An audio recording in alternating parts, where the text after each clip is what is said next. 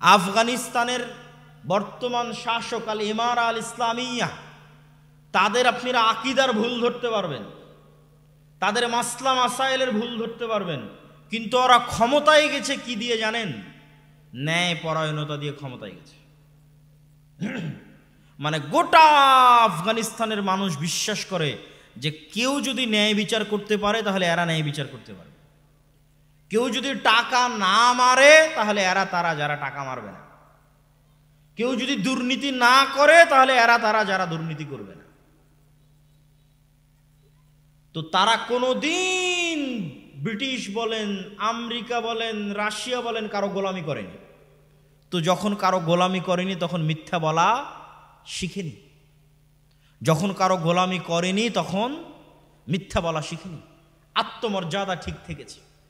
ন্যায়পরায়ণতা দিয়ে শাসক হওয়া যায়, ন্যায়পরায়ণতা দিয়ে শাসক হতে হবে।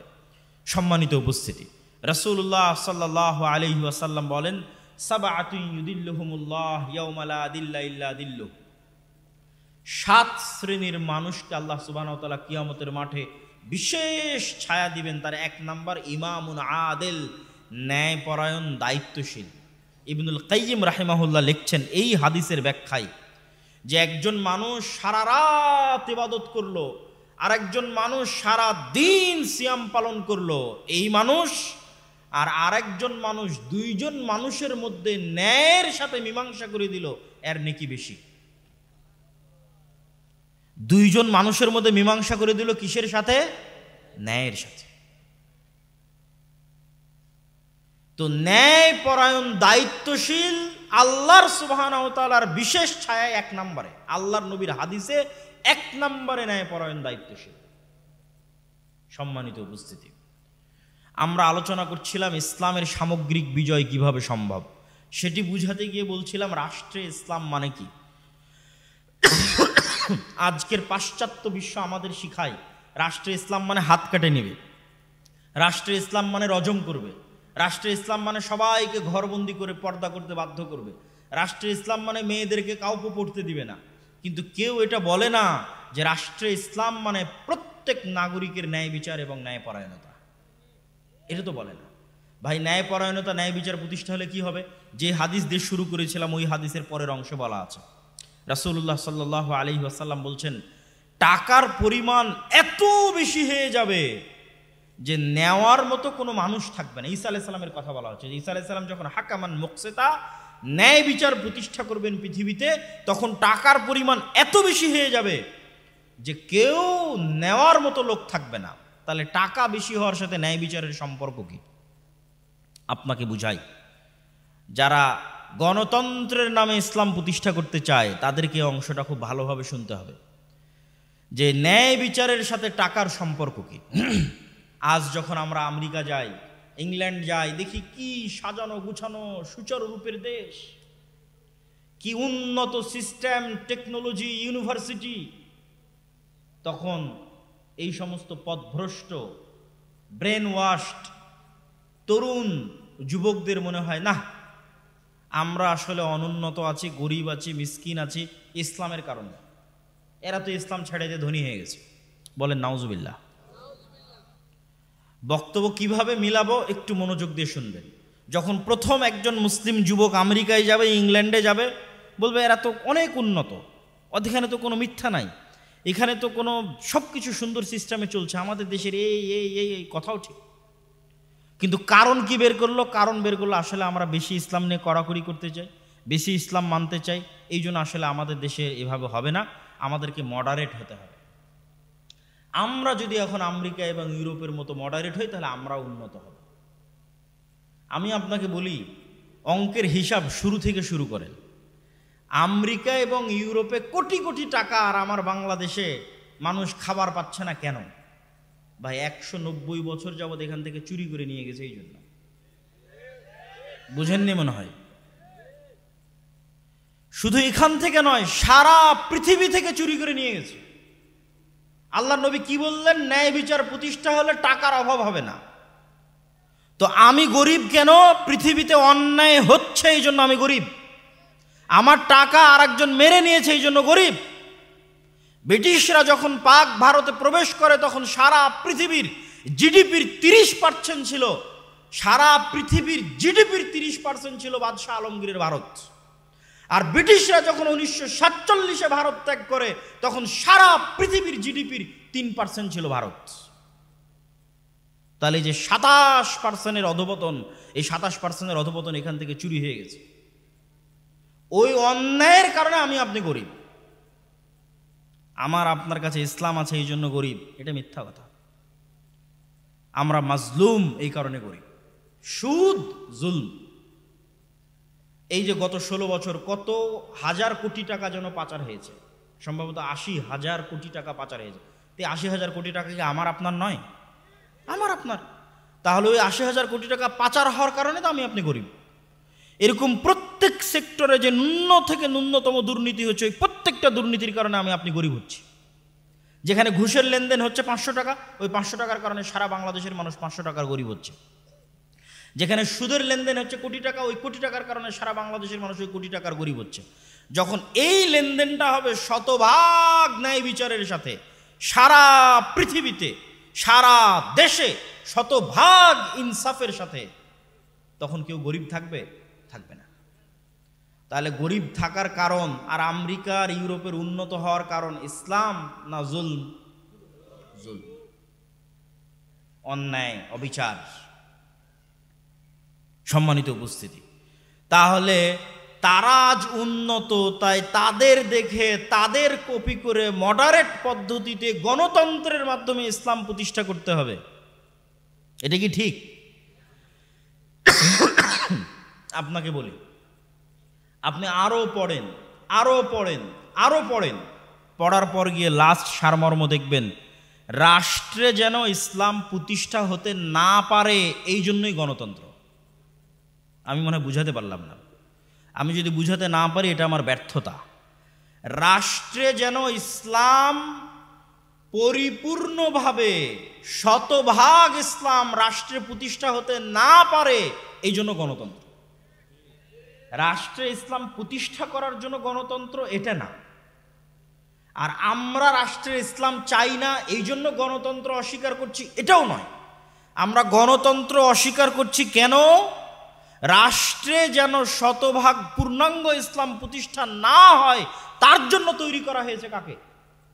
গণতন্ত্রকে তৈরি করা হয়েছে, সমাজতন্ত্রকে তৈরি করা হয়েছে, ধর্মনিরপেক্ষ মতবাদকে তৈরি করা হয়েছে। এই প্রত্যেকটা মতবাদকে পৃথিবীতে প্রতিষ্ঠা করা হয়েছে যেন রাষ্ট্রে ইসলাম প্রতিষ্ঠিত না হয়। আর এই প্রত্যেকটা মতবাদের মধ্যে দিয়ে যখন আপনি রাষ্ট্রে ইসলাম প্রতিষ্ঠা করতে যাবেন, গত 100 বছরে হয়নি, এই বক্তব্য যদি থাকে তো আগামী 500 বছর পর্যন্ত পরবর্তী প্রজন্ম দেখবে গণতন্ত্র দিয়ে, সমাজতন্ত্র দিয়ে, ধর্মনিরপেক্ষ মতবাদ দিয়ে শতভাগ ইসলাম, পূর্ণাঙ্গ ইসলাম রাষ্ট্রে প্রতিষ্ঠা করা অসম্ভব, সম্ভব নয়, কখনোই হবে না, কোনো দিন হবে না, কোনো কালে হবে না। হলে কি হবে? অপূর্ণাঙ্গ ইসলাম প্রতিষ্ঠা হবে, কম্প্রোমাইজড ইসলাম প্রতিষ্ঠা হবে। যে ইসলাম আমি এবং আপনি কম্প্রোমাইজ করেছি, চলো এটা ছাড় দিলাম, চলো এটা ছাড় দিলাম, ঠিক আছে চলো শহীদ মিনারে ফুল দিয়ে আসি, সেই ইসলাম প্রতিষ্ঠা হবে। ঠিক আছে চলো জাতীয় স্মৃতিসৌধে ফুল দিয়ে আসি, সেই ইসলাম প্রতিষ্ঠা হবে। সেই ইসলাম বিকৃত ইসলাম। আপনি গণতন্ত্র দিয়ে, সমাজতন্ত্র দিয়ে, ধর্মনিরপেক্ষ মতবাদ দিয়ে পূর্ণাঙ্গ ইসলাম রাষ্ট্র প্রতিষ্ঠা করতে পারবেন না।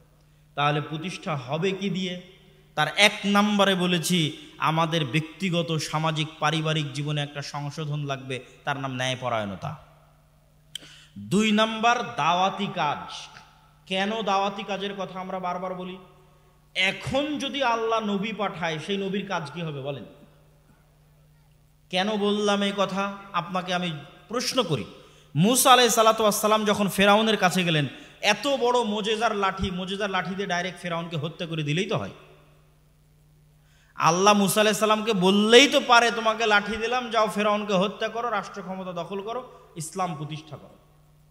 তা না করে এত বড় কাফের শাসকের কাছেও মুসা আলাইহিস সালামের এত ক্ষমতা থাকার পরও বলা হচ্ছে দাওয়াত দাও। তাও কত দিন দাওয়াত দিল, কত বছর দাওয়াত দিল। আল্লাহ সুবহানাহু ওয়া তাআলা হুমজিক্যালি ডাইরেক্ট কোনো কিছু প্রতিষ্ঠা করতে চান না, আল্লাহ সুবহানাহু ওয়া তাআলা স্লোলি, লাতিফ, ধীর স্থিরভাবে ওই পরীক্ষার মধ্যে দিয়ে, ওই সমস্ত কষ্টের মধ্যে দিয়ে, ওই সমস্ত দুঃখ, জুলম, অত্যাচারের মধ্যে দিয়ে ইসলাম প্রতিষ্ঠা হবে। যেই জুলম, যেই অত্যাচার, যেই দুঃখ, যেই কষ্ট মুসা আলাইহিস সালাম ভোগ করেছে, যেই দুঃখ, যেই অত্যাচার, যেই কষ্ট ইব্রাহিম আলাইহিস সালাম ভোগ করেছে, যেই দুঃখ, যেই অত্যাচার, যেই কষ্ট নূহ আলাইহিস সালাম ভোগ করেছে, যেই দুঃখ, যেই কষ্ট, যেই অত্যাচার মুহাম্মদ সাল্লাল্লাহু আলাইহি ওয়াসাল্লাম ভোগ করেছে। ইব্রাহিম আলাইহিস সালামকে দিয়ে পারলে, চাইলেই আল্লাহ সুবহানাহু ওয়া তাআলা যদি আগুনের মধ্যে থেকে ইব্রাহিমকে বাঁচাতে পারে যে আল্লাহ, তো সে আগুনে আল্লাহ নমরুদকে পুড়িয়ে দিতে পারে না? দাওয়াত দেওয়ার কি দরকার? সম্মানিত উপস্থিতি, এখনো নবী প্রেরিত হলে দাওয়াত দেবে, কিন্তু নবীদের দাওয়াত আর আমাদের দাওয়াতের মধ্যে আসমান জমিন পার্থক্য। এই জায়গাগুলোতেই আমাদেরকে ভুল ত্রুটি খুঁজে বের করতে হবে। নবীদের দাওয়াত আর আমাদের দাওয়াতের মধ্যে কি কি পার্থক্য? নবীরা সব সময় ক্ষমতার কেন্দ্রবিন্দুতে আঘাত করেছে, দাওয়াত দিয়েছে ক্ষমতার কেন্দ্রবিন্দুতে। আল্লাহর নবীও যখন দাওয়াত দেওয়া শুরু করেছে, মক্কার কুরাইশদের টপ লেভেলের সর্দারেরা উপস্থিত হয়েছে, সেখানে দাওয়াতের ঘোষণা হয়েছে।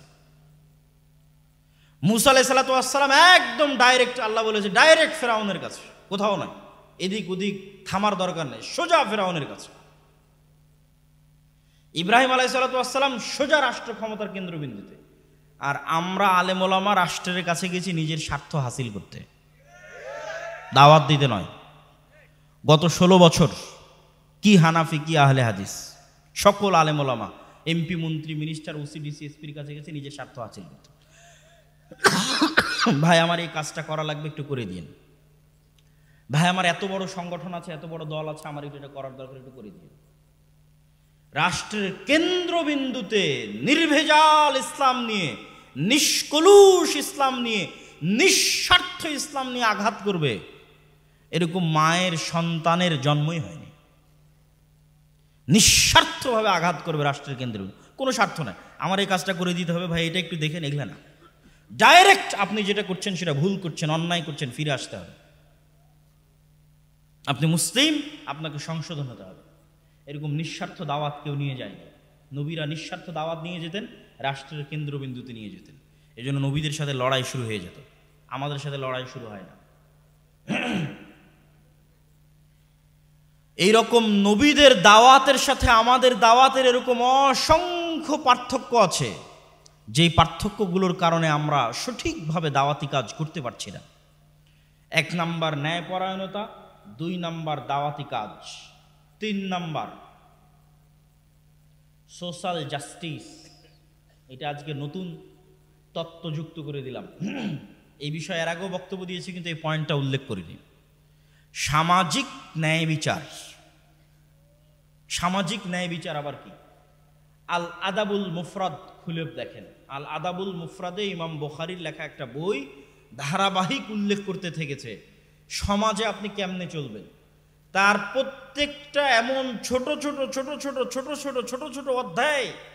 বাপ মায়ের সাথে ভালো ব্যবহার, পাড়া প্রতিবেশীর সাথে ভালো ব্যবহার, ইয়েতিমের হক, আত্মীয় স্বজনের হক, সন্তান সন্ততির হক, স্ত্রীর হক, এই রকম বলতে বলতে বলতে বলতে বিশাল বই।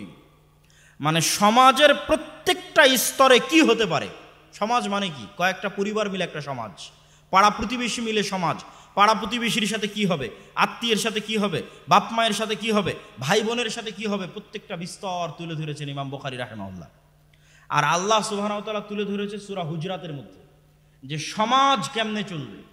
গীবতের কথা তুলে ধরেছে, গোয়েন্দাগিরির কথা তুলে ধরেছে, ঠাট্টা মশকরা উপহাসের কথা তুলে ধরেছে। সোশ্যাল জাস্টিস মানে সামাজিক ন্যায় বিচার। ব্রিটিশরা যখন, এই তত্ত্বটা কেন দিচ্ছি এটা একটু বুঝতে হবে। ব্রিটিশরা যখন ক্ষমতা দখল করলো, মুসলমানেরা যখন দেখলো যে ক্ষমতায় আমরা তাদের সাথে পাচ্ছি না, তখন মুসলমানের একটা ছোট্ট বুদ্ধি অবলম্বন করলো, যে বুদ্ধি এখনো আপনারা অবলম্বন করতে পারবেন কিন্তু করেন না। তিতুমির এটাই করেছে, হাজী শরীয়তুল্লাহ এটাই করেছে, সৈয়দ আহমদ বেরলভী এটাই করেছে, শাহ ইসমাইল শহীদ এটাই করেছে। সেটা কি? ডিসেন্ট্রালাইজেশন, ক্ষমতার বিকেন্দ্রীকরণ। ঠিক আছে, তুমি দিল্লিতে বসে আছো, দিল্লিতে বসে থাকো, আমার ছোটনায় কি হচ্ছে এটা কি আর দিল্লিতে বসে থেকে সবসময় ব্রিটিশ সরকারের দেখার ক্ষমতা আছে? আমার প্রশ্ন কি বুঝতে পারছেন? আমার দেবিদ্বার, বড়িচং, কোরপাই, ছোটনা এই অঞ্চলে কি হচ্ছে ওই দিল্লিতে বসে থেকে ব্রিটিশের পুলিশের 24 ঘন্টা তদারকি করার ক্ষমতা নাই। তাহলে আমি অন্তত আমার সমাজে ইসলাম প্রতিষ্ঠা রাখবো। আমার কথা কি বুঝতে পারছেন আপনারা? যে আমি অন্তত আমার সমাজে কি প্রতিষ্ঠা রাখবো? একটু কথা বলেন, কি প্রতিষ্ঠা রাখবো? ইসলাম কিভাবে প্রতিষ্ঠা রাখবেন সেটাও বলে দিচ্ছি। সমাজে কিভাবে আপনি ইসলাম প্রতিষ্ঠা রাখবেন। আল আমরু বিল মারুফ ওয়ান নাহি আনিল মুনকার, সৎ কাজের আদেশ, অসৎ কাজে বাধা, প্রত্যেক নবীর বৈশিষ্ট্য, উম্মতে মুহাম্মাদির বৈশিষ্ট্য। তো আপনার গ্রামে একটা মেয়ের বিবাহ হচ্ছে ডিমান্ড, যৌতুকের সাথে। তো আপনি ইমাম সাহেব কোন লজ্জায় সেই যৌতুকের বিবাহ পড়াচ্ছেন আমাকে উত্তর দেন। আপনারা মুসলমান নাম নিয়ে কোন লজ্জায় সেই যৌতুকের বিবাহে অংশগ্রহণ করছেন উত্তর দেন। আপনি জেনে বুঝে, ইমাম সাহেব জেনে বুঝে, নামাজি মুসলমানেরা জেনে বুঝে, হাজি মুসলমানেরা জেনে বুঝে, ওমরাকারী মুসলমানেরা জেনে বুঝে, দানবীর মুসলমানেরা জেনে বুঝে, হুজুর আলেম মুসলমান জেনে বুঝে সমাজে অন্যায় করছে। তাহলে এই গোলাম থাকবে না, এই জাতি গোলাম থাকবে না, তো কে গোলাম থাকবে? ওই অন্যায়ের প্রতিবাদ করেন। এটা অন্যায় হচ্ছে, প্রতিবাদ করেন।